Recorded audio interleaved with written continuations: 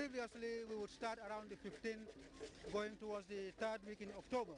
But here we are, you know, the first week, and we have our first flight of tourists coming from the Netherlands, thanks to Corendon Airlines.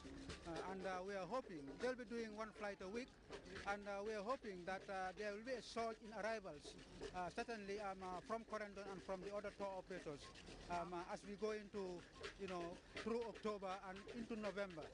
So, you know, prospects are very bright, and we are happy.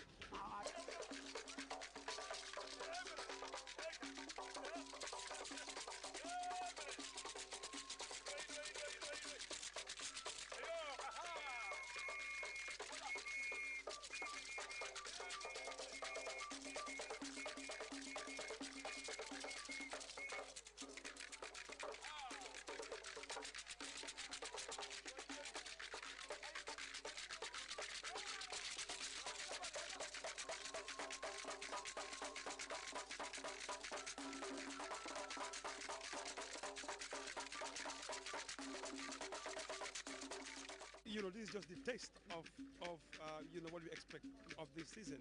Because, I mean, if you can remember, last month, you know, we inaugurated the Corendon flight, and this is their first flight. So, I mean, what the program is now, they're going to be having weekly flight once a week.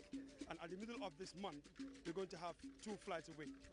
And at the beginning of November, then we'll have 3 flights. So by having Corendon 3 flights per week, in addition to it, 4 flights, it's going to add to 7 flights from the same destination.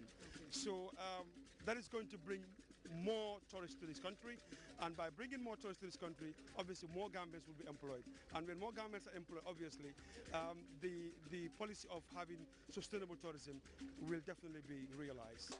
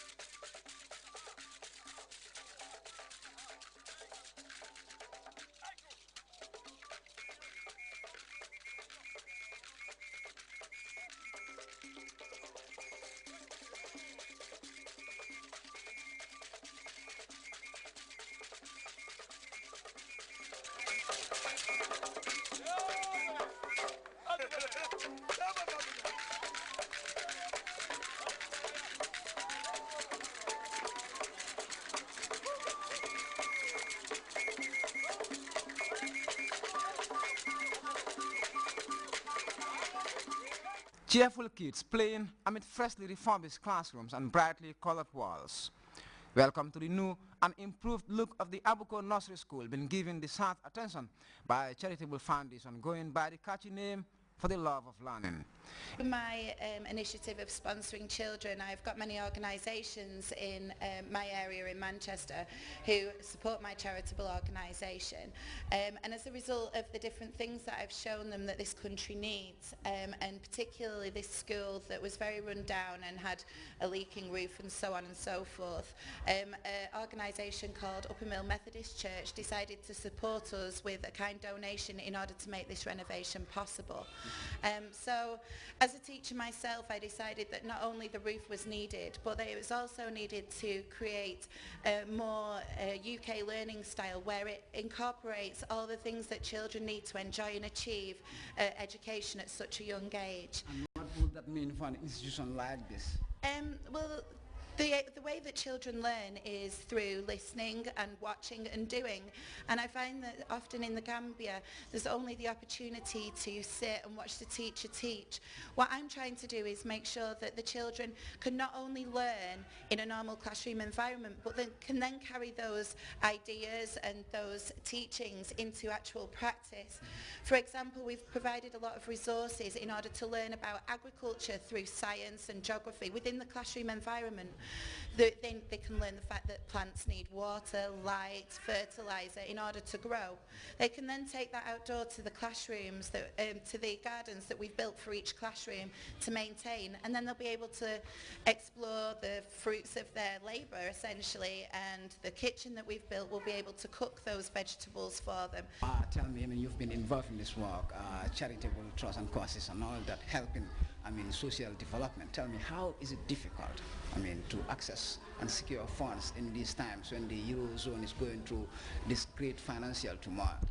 Well, I'm very lucky actually. I'm very transparent in everything that I do in the UK, and I do ever such a lot for the children here, and I go home and I speak to the organisations that do want to help other countries develop, mainly Christian organisations, and then when they see the evidence that I've got and the difference that it's making to the society here, they're quite ready and available to help me in whatever way they can, whether it be a large donation or a small donation. I've just been doing this. We're just coming up to the 2nd anniversary of For the Love of Learning in the Gambia.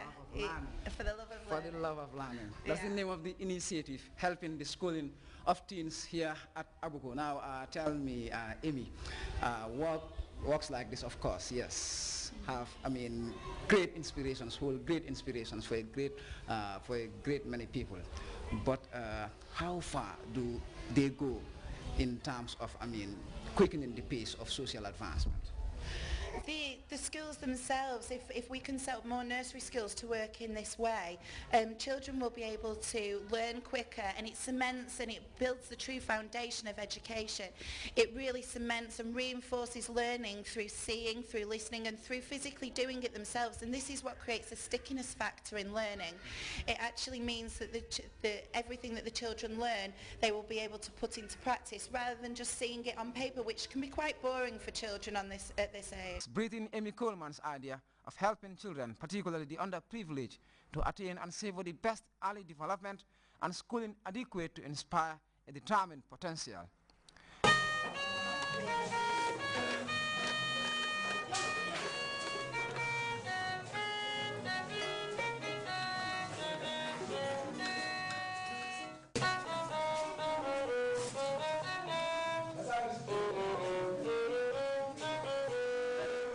Bringing together a variety of engaging designs and tools intended to make education exciting, Amy hopes to promote a cohesive and interactive learning environment to steer creativity in children.